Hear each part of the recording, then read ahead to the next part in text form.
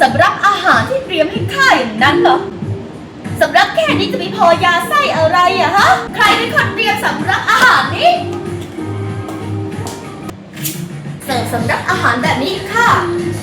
จงตายซะเถอะ